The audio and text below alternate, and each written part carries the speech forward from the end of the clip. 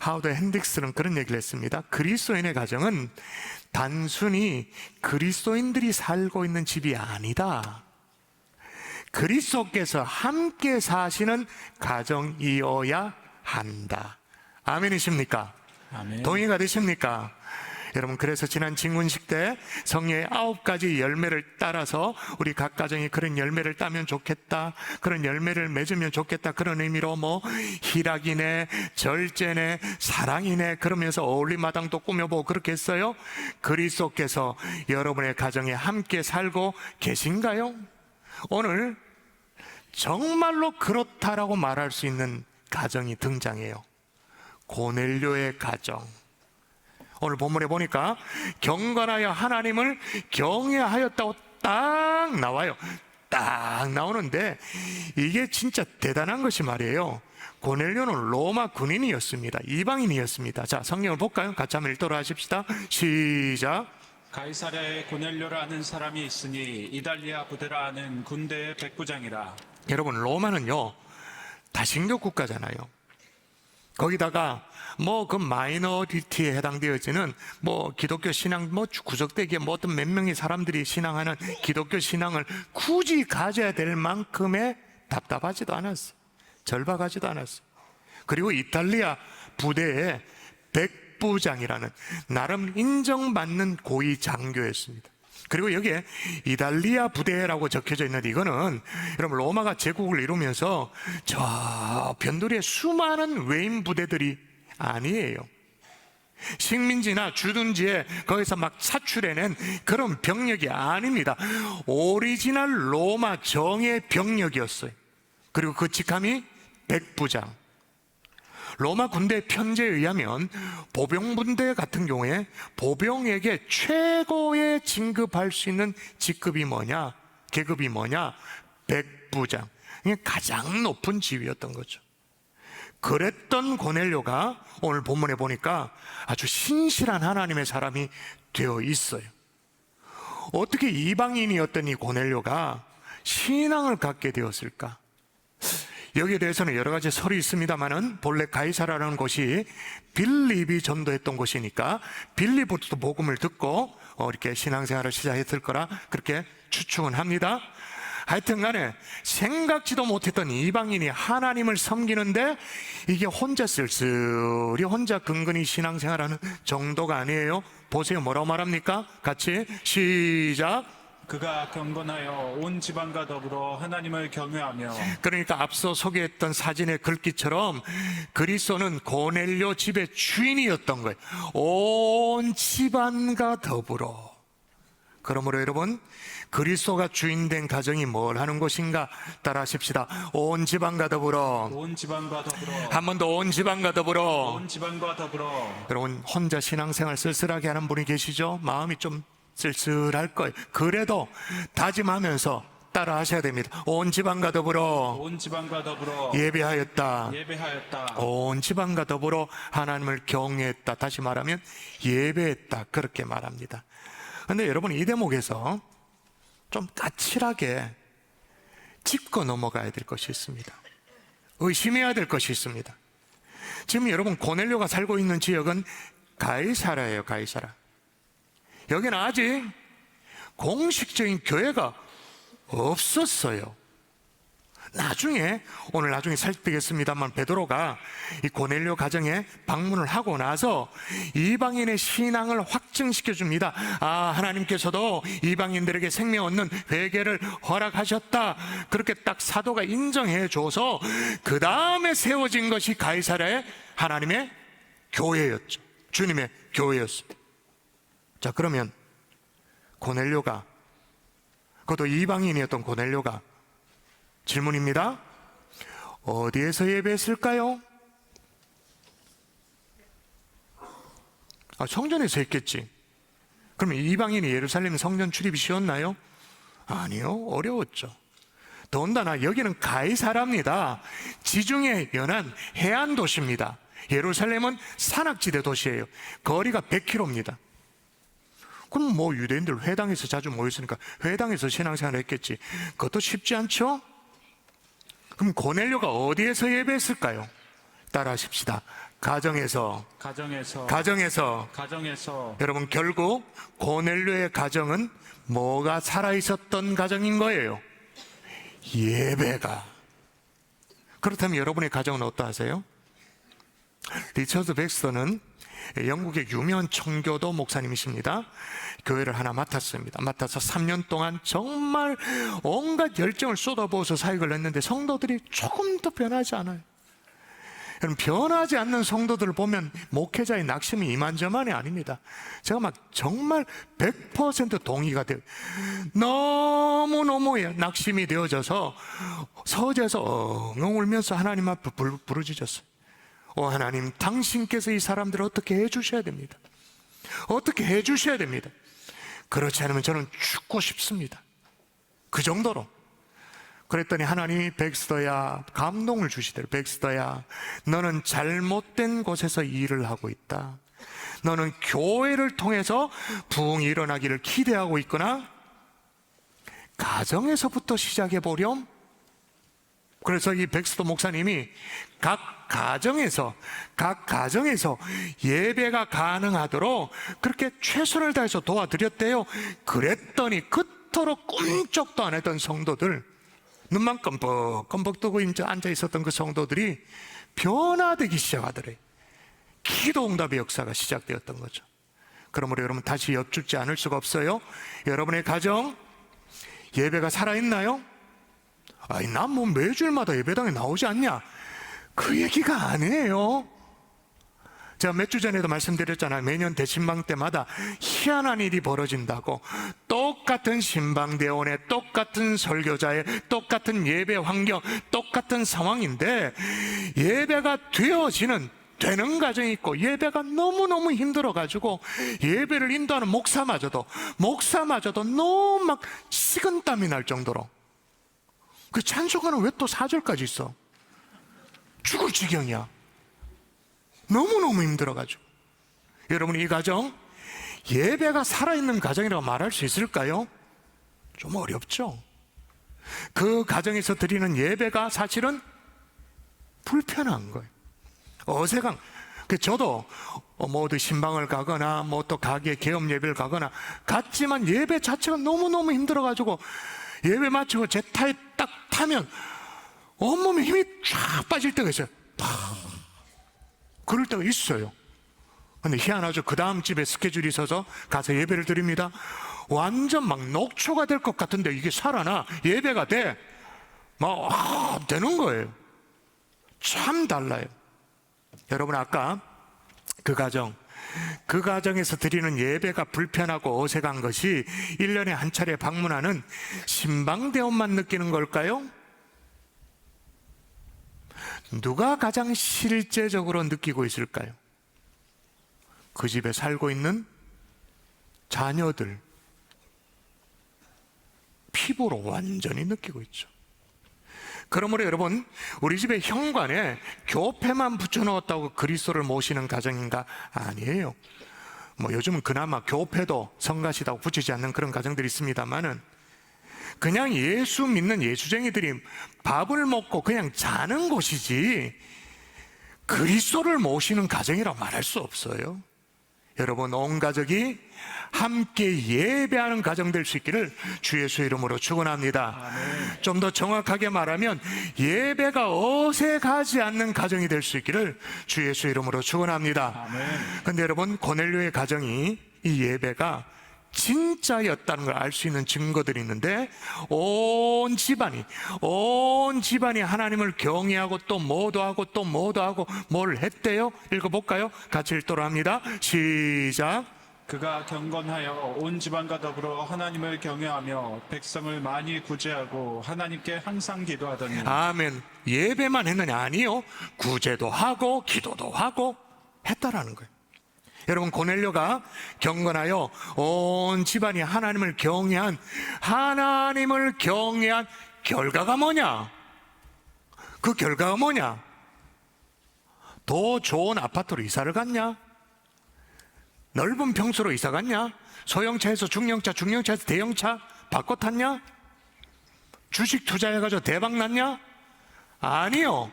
하나님을 경외하여 백성을 많이 구제했다. 오늘날 기독교가 지탄을 받는 이유가 뭐예요? 하나님 경외는 해요. 경외해서 집밖에 몰라. 오로지 집밖에 몰라. 근데 여러분, 오늘 고넬료는 우리식으로 말하면, 예를 들면 산불 뉴스를 보고 우리가 혀만 차는 게 낫지, 아이고 왜 안 오? 그것만 있는 게 아니라 교회에서 사랑의 보따리 섬김의 기회를 제공해 드렸잖아요. 그래서 장을 보면서 우리 집 장바구니 채우는 것뿐만 아니라 사랑의 보따리 산불 피해 지역의 주민들에게 갈 장도 이렇게 채우고, 그래서 여러분, 지난 월요일에 사랑의 보따리 우리 성도님께서 모아주신 건 무려 512개를 가지고 의성, 청송, 영도까지 다 전달하고 돌아왔어요. 여러분, 이렇듯 성경은요, 참 경건을 언제나 구제와 연결시킵니다. 그러니까 살아있는 진짜 예배와 구제가 언제나 연결되어 있습니다.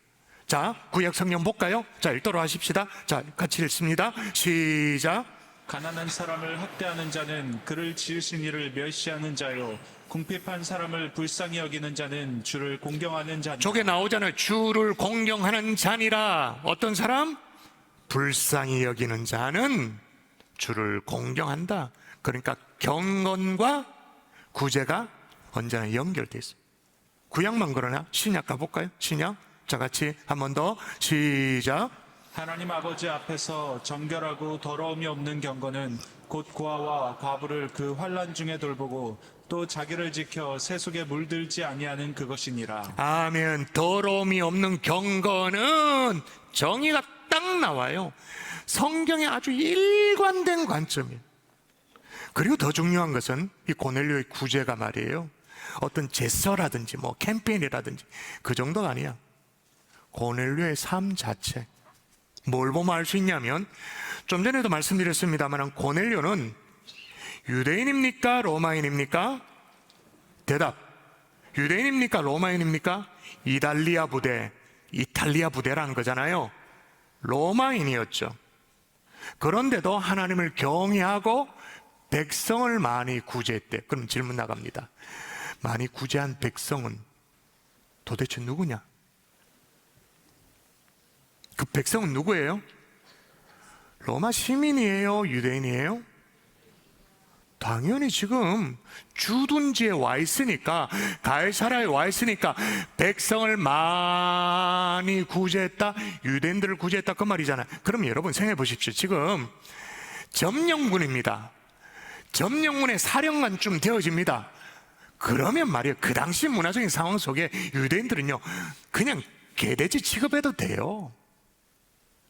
그런데 그 백성을 많이 구제, 오히려 점령군 백부장이 되어지면 적어도 구제하기보다는 아주 호되게 군림해야 통치가 편안해요, 수월해요. 그런데도 백성을 구제를 많이 했대요. 근데 이걸 누가 인정하느냐? 나중에 고넬료가 하인 사람을 보내가지고 베드로를 청하잖아요. 저 요빠 있는 베드로를 청합니다. 사람을 보냈는데, 종을 보냈는데요, 종이 이걸 인정해. 여러분, 여러분에 대해서 부하 직원이 뭐라고 말하냐? 진짜잖아요. 그죠? 자, 뭐라고 말한 거 볼까요? 자, 하인들이 이렇게 말합니다. 시작.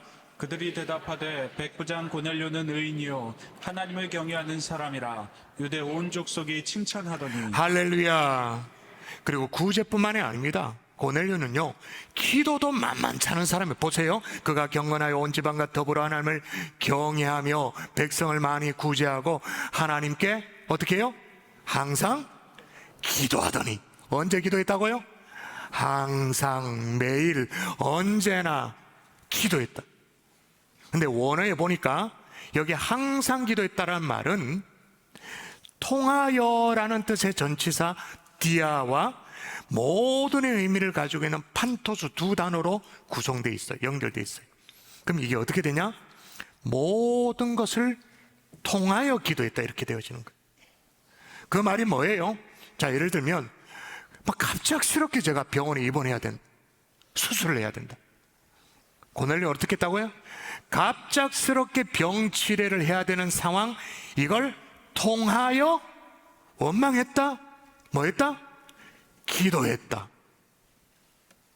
자식이 막 꼴통짓을 해요. 지금 꼴통짓을 하는 이 자식을 두고 이놈의 새끼만, 그게 아니고 이 모든 것을 통하여 기도했다.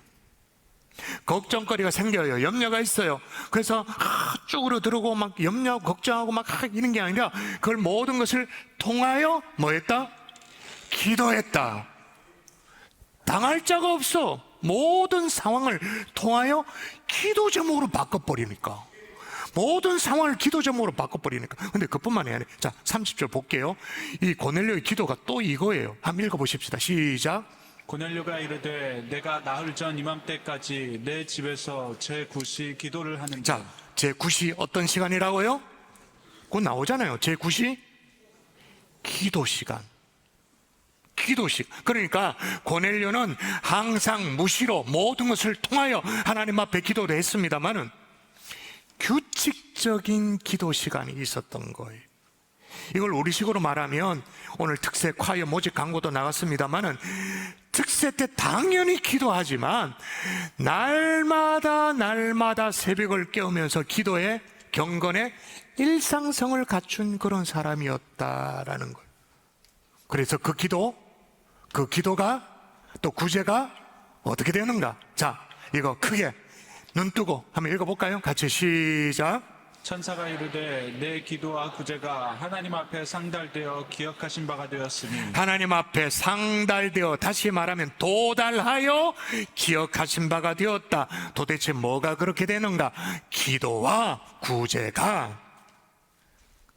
여러분, 그러므로 고넬료의 가정은 그리스도가 주인된 가정이라고 말할 수 있는 거예요. 여러분의 가정이 이런 주님의 가정 될 수 있기를 주 예수 이름으로 축원합니다. 아멘. 축원합니다. 아멘. 근데 여기까지도 참 힘들어요. 예배와 기도와 구제까지 힘들어요? 어려워요? 근데 여기까지 절반, 반쪽. 고넬료는 여기에 그치지 않았어요. 따라하십시다. 영혼을 놓치지 않았다. 놓치지 않았다. 자, 고넬료는 베드로를 청하여서 말씀을 듣게 되었습니다. 하나님의 배후의 같은 강권적인 역사가 있어서 그건 또 오늘 다 설명할 시간이 없고요. 하여튼 요빠에 거주하고 있었던 베드로 사도를 사람을 보내가지고 청하게 되어서 청해서 지금 말씀 집회를 준비하고 있는 그런 상황. 근데 이 말씀 집회를 준비하는데 그에 앞서서 했던 것이 있어요. 이걸 정말로 잘 기억해야 돼요. 자, 눈 크게 뜨고 같이 읽습니다. 시작. 이튿날 가이사랴에 들어가니 고넬료가 그의 친척과 가까운 친구들을 모아 기다리더니. 예, 고넬료는 로마 사람이라고 말했어요. 그러면 지금 고넬료가 그의 친척과 가까운 친구들을 모아 기다렸다 그렇게 말합니다. 자, 그러면 그의 친척은 누굽니까? 당연히 친척, 로마 사람이죠. 이방인이죠. 가까운 친구들도 다 모였다 그래. 우리식으로 말하면 태신자를 다 모아놓은 거예요. 이방인들. 그래 놓고는 지금 기다리고 있는 거예요. 근데 오늘 성경에 요 장면이요, 와, 우리가 아는 행축사역과 너무나도 닮은 꼴이에요. 지금 이들이 준비해 놓고 이제 행복한 사람들의 축제를 하는데 강사로 지금 누구를 모시고 있는 거예요? 베드로 사도를 모시고 있는 거예요. 와, 베드로 사도를. 그래, 약속해서 날짜를 정해놓고 딱 기다리고 있는데, 자, 기다리고 있는 태신자는 누구라고요? 고넬료의 친척과 가까운 친구들, 싹 다 이방인들. 어느 정도로 이방인이었냐면 강사 베드로도 별로 기대감이 없을 정도로, 그 정도로 싹 다 이방인이었어요. 자, 보도록 할까요? 자, 이르되 유대인으로서 시작. 이르되 유대인으로서 이방인과 교제하며 가까이 하는 것이 위법인 줄은 너희도 알거니와 하나님께서 내게 지시하사 부름을 사양하지 아니하고 왔노라. 아멘. 베드로 사도도 별 관심이 없었어요. 기대감이 없었어요. 그럼에도 불구하고 고넬료는 태신자를 챙긴 거예요. 고넬료도 챙겼던 태신자, 여러분이 외면하시겠습니까? 정말로 외면하시겠습니까? 물론 여러분 고넬료는 모아 기다리더니라고 했으니까 대신자 초청에 성공한 거예요. 그죠? 행축 초대에 성공한 거예요. 그러나 오늘 우리가 하고자 하는 것은 초대가 아니에요. 뭐예요? 그냥 작정. 내가 볼펜 들고 내가 이름 적으면 되는 거예요. 딱 그 정도의 순종. 여러분, 이 태신자 작정에 절대 구경꾼이 되지 않기를 주의 이름으로 축복합니다. 아멘. 고난주간을 시작하는 이쯤에 십자가를 지신 그 이후 영원군의 십자가를 지셨는데 이 순종을 못하는, 그래서 주님의 마음을 서운하게 해드린, 섭섭하게 해드리는 그런 성도들, 이 자리에 3부 예배 한 명 더 없기를 주의 이름으로 축원합니다. 아멘. 2부 예배는 좀 있었거든요. 진짜 3부 예배는 없었으면 좋겠어요. 근데 더 중요한 것은 이렇게 모아가지고 기다린 태신자와 함께 이제 드디어 강사님 베드로 사도님의 말씀이 쫙 증거되어져요. 그게 사도행전 10장 후반부에 나오는 전체 내용이잖아요. 베드로가 메시지를 마치고 나니 어떤 일이 벌어졌느냐? 사실 전하는 사도도 별로 기대감이 없었어요. 뭐 이래가지고 예수 믿겠나 싶었죠. 별 기독교 신앙에 선 이해도 없는 뭐 이런 사람들한테 뭐 그런 생각이 있었어요. 일이 되겠나 싶은 생각이 있었어요. 그런데 어떻게 됐냐? 베드로가 시작. 베드로가 이 말을 할 때에 성령이 말씀 듣는 모든 사람에게 내려오시니 베드로가 놀랄 지경이야. 그 다음에 또 읽어볼까요? 시작. 베드로와 함께 온 할례 받은 신자들이 이방인들에게도 성령 부어 주심으로 말미암아 논란이라. 여러분, 이런 놀람은요 매년마다 행복한 사람들의 축제 때 우리가 경험하잖아요. 대신자는 작정했어요. 기도도 했어요. 근데 에이, 축제에 오겠나 싶었어요. 근데 주일 아침 주섬주섬 바지를 막 입어. 어디 가냐 그랬더니 교회 가는 날 아니냐고 되려 물어와. 초청장을 줬는데 초청장을 준 우리보다 먼저 교회 마당에 와가지고는 전화를 해. 어디로 가면 되겠냐고. 놀라 자빠지죠. 설마 싶었는데 진짜 교회에 온 거예요. 다 좋아요. 오는 것까지 다 좋아요. 그런데 또 보세요. 어떤 일이 또 있었다고 말하느냐 하면 같이 읽겠습니다. 시작. 이에 베드로가 이르되 이 사람들이 우리와 같이 성령을 받았으니 누가 능히 물로 세례 베품을 금하리요 하고 명하여 예수 그리스도의 이름으로 세례를 베풀라 하니라. 아멘. 우리식으로 말하면 이 사람이 결신을 한다고 교회까지 온 것은 뭐 감사하지만 에이, 선물 받았고 왔는데 뭐 결신. 근데 말씀 듣다가 눈물을 주르르 흘려.